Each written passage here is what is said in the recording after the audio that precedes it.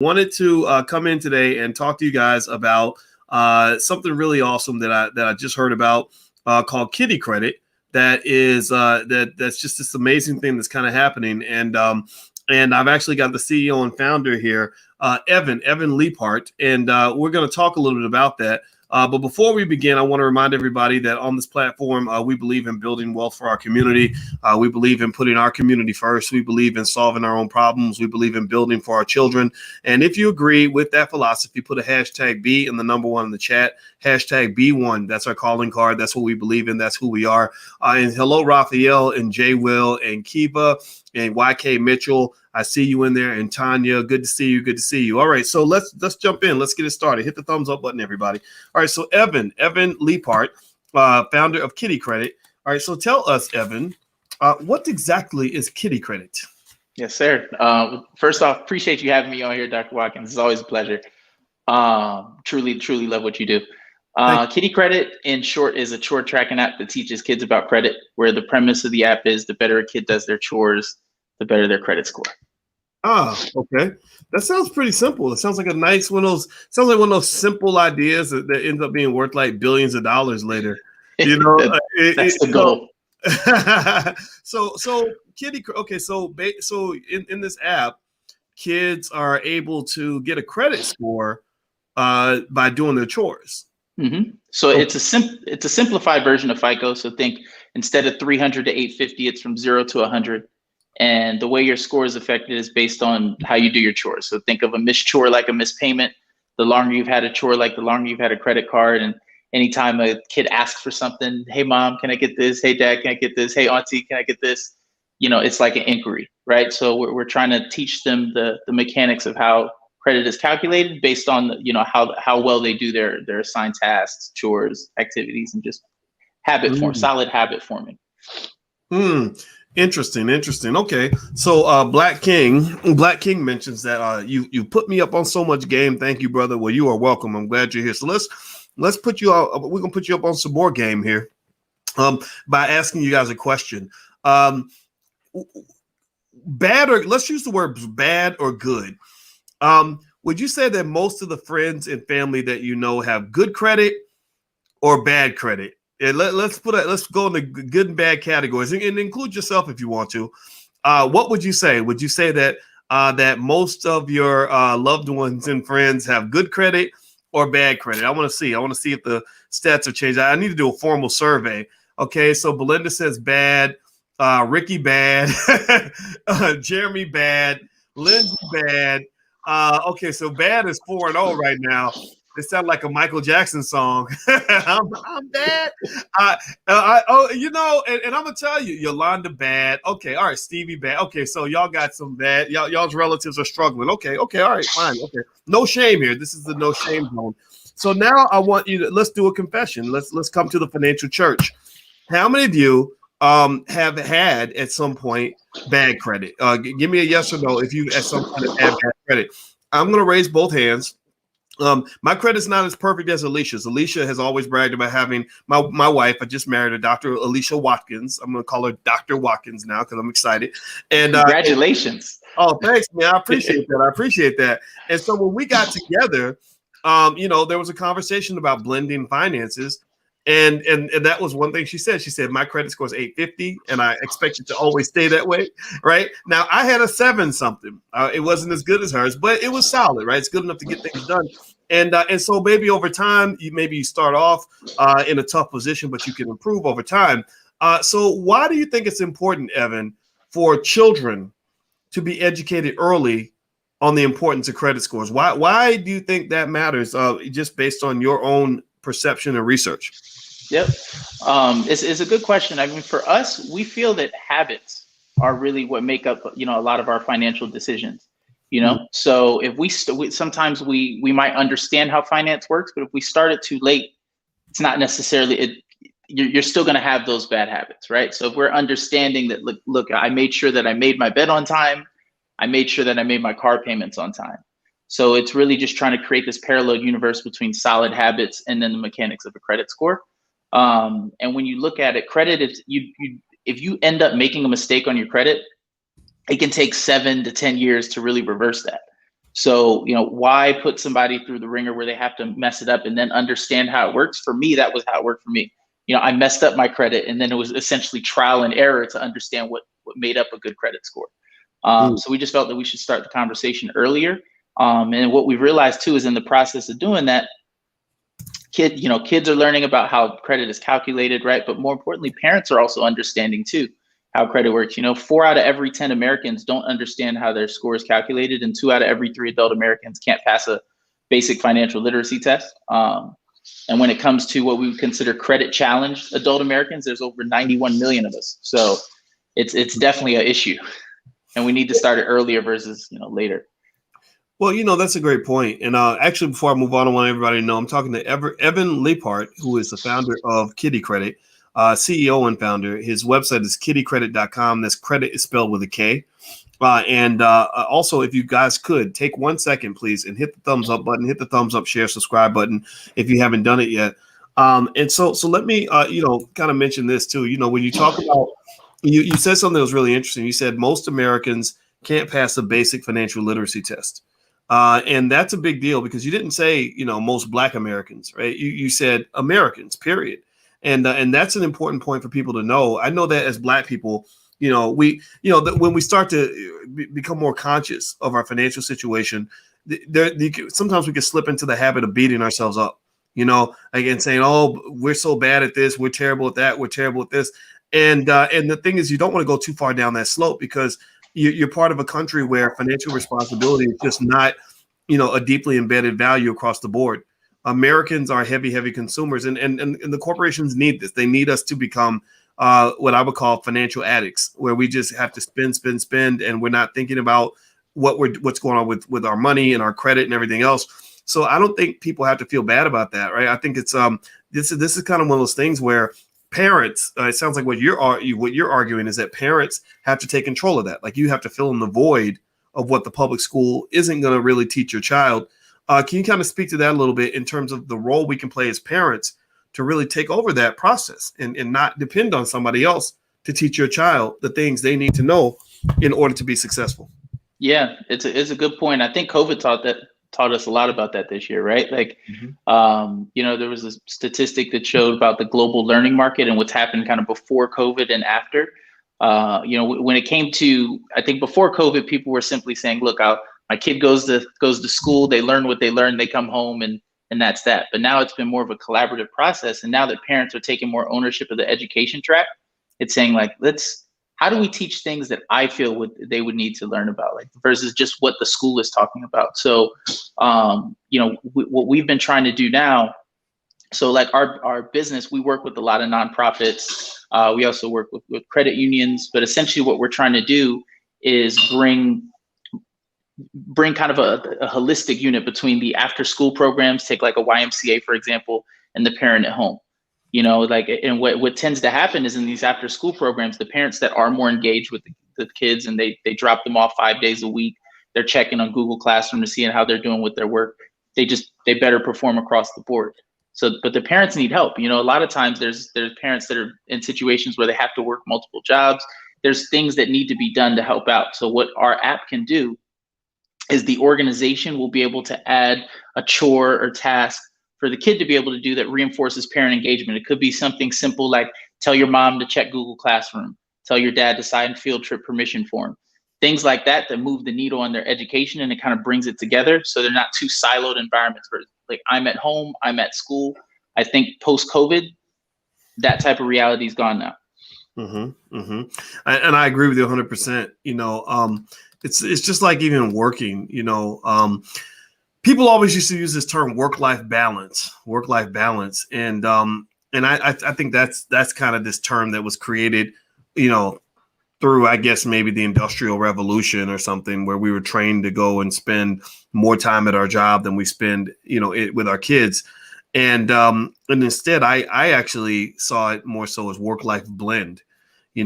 I work, I can be living and working at the same time, and you may not even know that I'm working, but I'm working, right?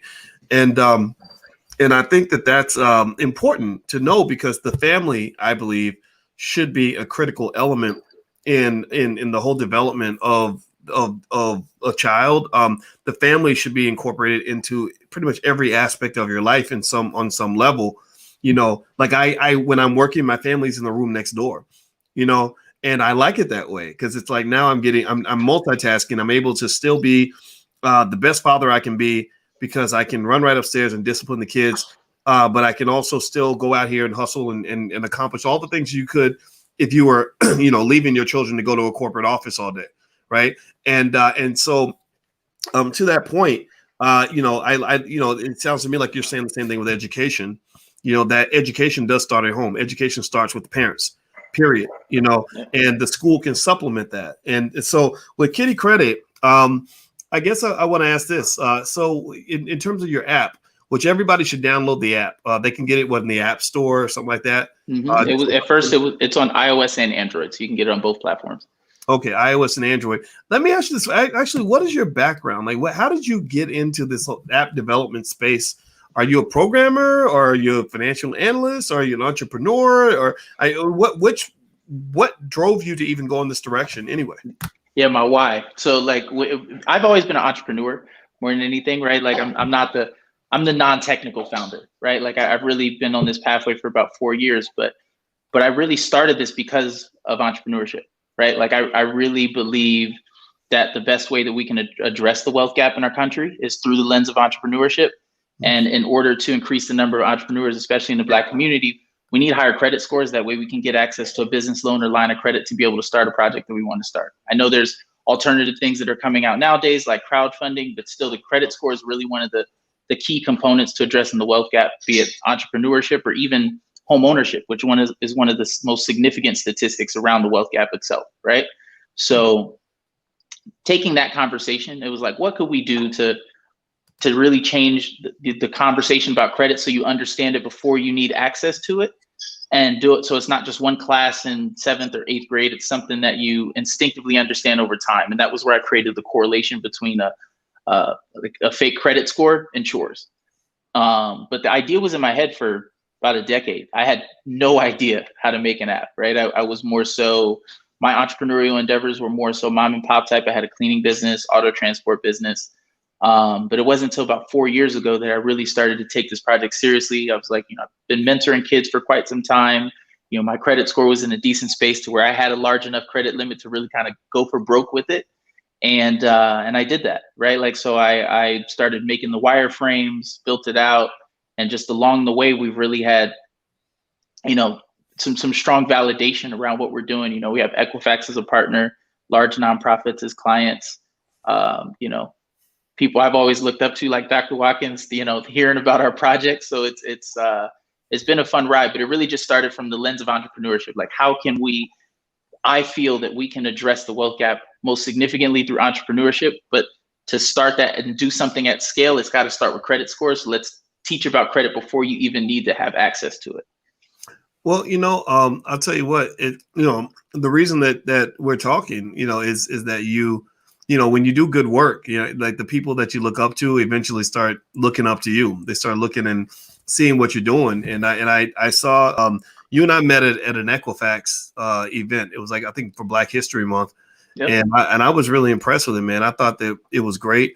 And I love the idea of just sprinkling a culture of economic success, at an early age, giving people options so that if things don't work out for you, you can't say it's not because, no one offered you a different route, like that it was never presented to you. Because a lot of us maybe grew up, think about it. I mean, I know when I grew up, I didn't have anything that I saw that was even giving me the option of being economically intelligent. I think if someone had offered a class on how to invest in the stock market when I was 12, I would have taken that class. I would have been happy to be a part of that. Absolutely.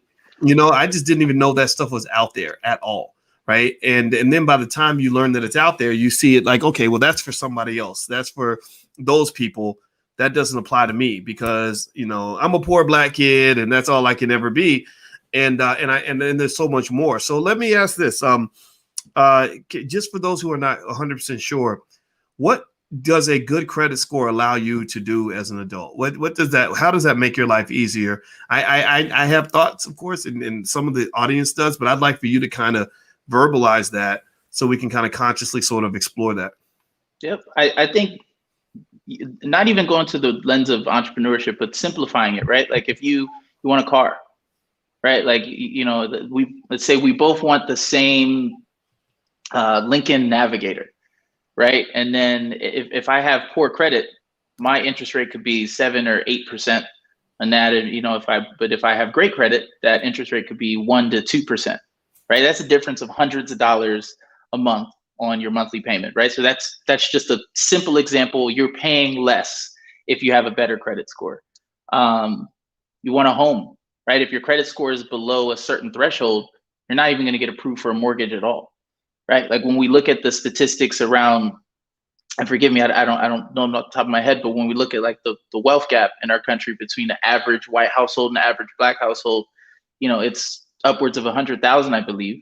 And the most significant part of that is because of the lack of home ownership, right? So what is the biggest barrier to owning a home? It's your credit score. You have a great business idea, and there is no such thing as a friends and family round. I know I didn't have one. I did crowdfunding, but it wasn't necessarily, prior to that being available, there's people like, oh, I had nothing. I started with $1 million loan from family and I got it. Like that's not necessarily the case for a lot of people. But good credit, you have a shop that you want to open, it will provide you access to that. But on the flip side too, and this is why it's important to understand about how it works, but also understand about the risks of it, because you can easily go the other way and then over leverage and put yourself in debt, and that's a situation we don't want to have happen. So it's just, and that's where the habit part of it comes into. Like we could all understand how credit works, but if we still make poor decisions and have poor financial habits, then we'll just put ourselves in another cycle. So it's like let's try to change the habits early, and then also equip with the knowledge of what good habits and an understanding of credit, how those two things could function together. Yeah. And everybody, by the way, I'm speaking with Evan Leapart, and he's the founder of kittycredit.com, which is a new app that teaches credit scores to children by basically using their chores as an opportunity to teach them how credit scores work. And if you would like to know how to learn more about the app and what they got going on, kittycredit.com is a website you can go to, or you can also download the app in the iOS store or the Android store. It's all over the place. So make sure you do that, and also hit the thumbs up button. Please hit the thumbs up, share, subscribe button. We're building Black-owned media here, and we could use your help. And so please take 1 second consciously right now. If you haven't done it, please hit that thumbs up button, and also please subscribe. We need you to do that because that's really, really important. So one thing that's interesting, Evan, is I'm not going to even ask a question. I'm going to frame it just as a statement. I'd like you to feel free to add in anything that comes to mind. That people use the term investment vehicle a lot. And I want everybody in here, give me a yes or no in the chat if you feel like you're somewhat familiar. If I say investment vehicle, do you kind of think you know what that means? Somebody give me a yes or no if you think, if you feel comfortable. Like when I say, investment vehicle, what does something come to mind? Right? Let me know. Give me a yes or no. And as we do that, I'm gonna make a funny little comment. So there's this person named Real Talk in the chat, and I want to ask Evan a question as everyone answers that previous question. You said you have a wife, right? Yes, sir. Now, how old are you? 35. 35. Okay. And how long have you been married?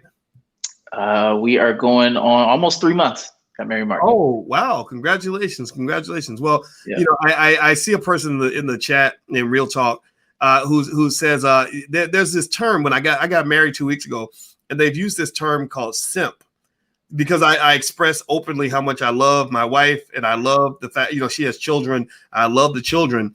And I heard somebody use that term simp, and people are like, oh, Dr. Boyce, just ignore that, because it's not even the majority of people. But I said, no, I want to take that head on because I kind of feel it's very sad that a lot of our men never learn like what manhood means. Manhood means accountability. It means responsibility. It means caring about other people. It means defending, protecting children. It means loving the women in the community. And so anyway, I brought that up because I kind of really want people to also understand how your relationships and marriage and family plays a part into your wealth journey. So Evan mentioned earlier, and maybe you can talk about this if you want to, and then we'll go back to the previous question. Your wife, you said that you got this idea partly from your wife. Am I right? Is that accurate? Well, no, that I had the concept before then, because we have known each other for quite some time, but Kitty Credit was in my head around like 2010. But definitely thinking about family, she was a part of it for sure. But no, it was me just at a sales job, had my headset on, and I was like, man, I need to find a way to teach about credit earlier. Okay, for some reason I remember you, but you mentioned your wife earlier, right? I said absolutely. I think what that was from the lens of is I don't think the company would be in the place it was without her, because it's really allowed me to just when your home is centered, you're just able to lock in. So that was 100%. Yeah, and that's a point I wanted to make, for the young boys out here that never really learned like what manhood looks like. Like they think some guys unfortunately think masculinity is like, smoking a cigar and drinking liquor and, or having girlfriends and all that. And that's all fine and good. But no, it's about knowing where your resources lie, where your assets are in your life, and understanding all the different assets that you have that are around you. And one great asset, and you're not the first person who's come on this podcast who's built a really powerful company, powerful brand in partnership with a great spouse. There was another woman, Kim, I don't have her last name in front of me, but she came in and her and her husband, two very smart people. I think they're both about 31 years old. They created a hair care brand called Curl Mix. Some of y'all who are watching remember when we brought them in. And I kid you not, they were maybe hustling together, grinding together, making about $35,000 a year. And then they put their ideas kind of on top of each other and joined a group to kind of help them refine what they were doing. They literally cranked out $6.5 million in revenue last year at 31 years old. Yeah, they're killing it. Like, do y'all hear me? Right. And I asked Kim, I said, do you think you could have done this without your spouse? And she said, absolutely not. Like my husband's ideas were critical in all of this. His support was critical.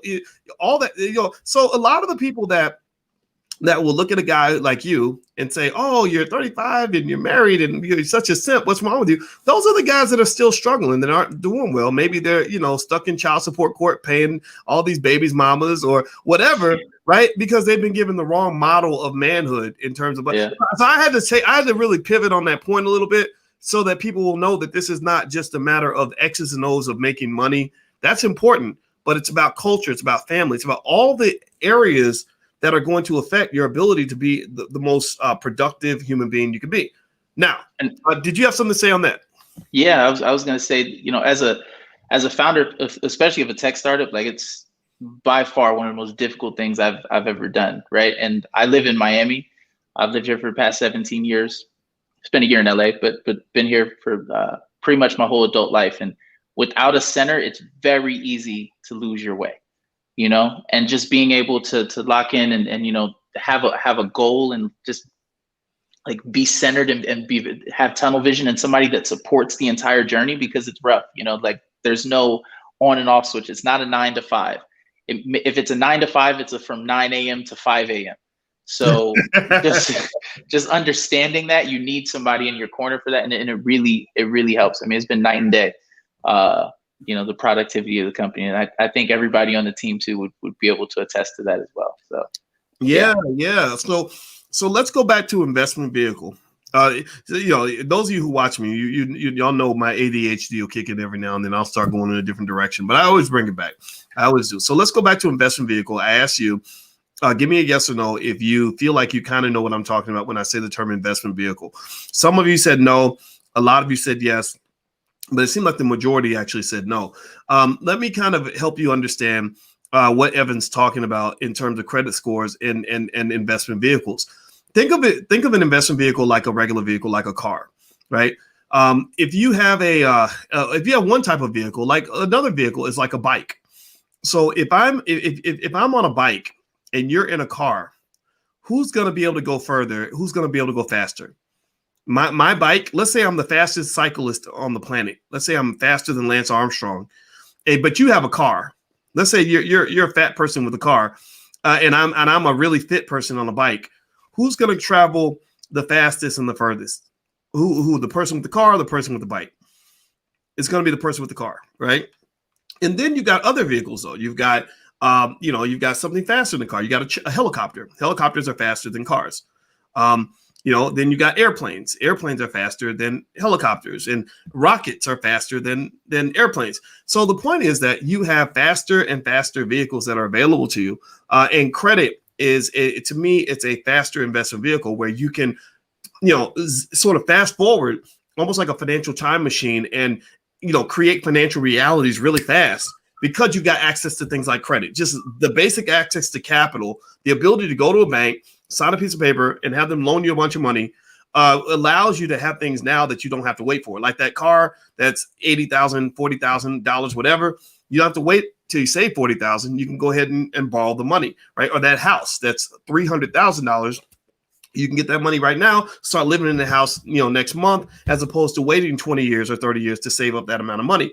But the thing about vehicles, faster and faster vehicles, is that you have to be a better driver, right?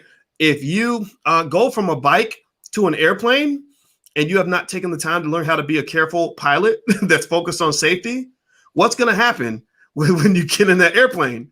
You're going to die, right? It's going to kill you. It's not going to get you there faster. It's going to kill you, right? So having a good credit score and having access to capital is something that gives you a faster vehicle. You can do so many things. You have so much more financial freedom, so many more options than you would otherwise. But you got to be smart. You got to be responsible, because credit and debt is extremely powerful. How did I do, Evan? What do you think about that analogy? So if I had a pen and paper, I would be right, because I was just about to tell you, I'm absolutely using that example. It's a great example. Thank you. Sure. Thank you. For sure. I'm the king of analogies. I didn't realize I had that talent until I started teaching. And when I was teaching at Syracuse University, it's like, okay, how do you get 19-year-olds to be interested in this boring stuff that we're teaching as finance professors? And I would think about all the different ways that it relates to things we understand in life, and that's what led to me writing my first book called Financial Lovemaking, where I was like, a lot of the economic concepts actually relate to love, relationships, and sex, and all this other stuff that's really interesting. And let's just, make the analogies fit. And then what happens is that when you relate it to something you understand, it sticks, right? Yep. And I think that for us as Black people, this stuff has to really stick. And I love what you're doing, man, with Kiddie Credit. I love the idea of getting our kids started off right. And I hope everybody watching, everybody who's watching in the chat, give me a yes in the chat if you plan to download this app for your kids. I'd like a verbal confirmation in the chat so that we can let this brother know that we support him and we want to see him win and we want to see him successful. So give me a yes in the chat if you plan to download the Kiddie Credit app. Kiddie, go credit spelled with a K. The website's right there on the screen. So let us know you want to download it. So Evan, any last words? You're not going to die or anything. We're just going to end the interview. But so any last words before we bounce out of here? No, man, I just, keep up the good work what you're doing. Everybody out there, really start to look at how we can take ownership of our future, not just for ourselves, but also for the generation that comes after us. Let's each do our part to move the needle to make it a better place, especially, for the Black community. That's what we're doing this for. Everything that we do moves the needle, right? Like you teaching about finance, me trying to teach about credit. It's all pieces of the puzzle. So I appreciate everybody listening, and Kiddie Credit, you can reach me there. If you want to reach me personally, you can find me on Twitter, Instagram, wherever, just Evan Leapart, first name, last name. All right. KiddieCredit.com, credit spelled with a K. And also general financial literacy. We have our business school for children. It's blackmillionairesoftomorrow.com. The first month is free. So feel free to go to blackmillionairesoftomorrow.com. We focus on stocks, entrepreneurship, and real estate. If you want your kids to learn in that space, feel free to take a look. It's a great program, and I think you guys will like it very, very much. So thank you very much, Evan Leapart from KiddieCredit.com. Please, everybody, give my brother a digital thank you and a digital round of applause for his extraordinary work, and also to his lovely wife and his family for backing him up on this. Being an entrepreneur is hard. A lot of you in here understand that. And so I hope you'll support this brother and what he's doing. So thanks a lot, Evan, man. It was great seeing you, brother. Thank you, brother. All right. Everybody have a good day, and we'll see you soon. Take care.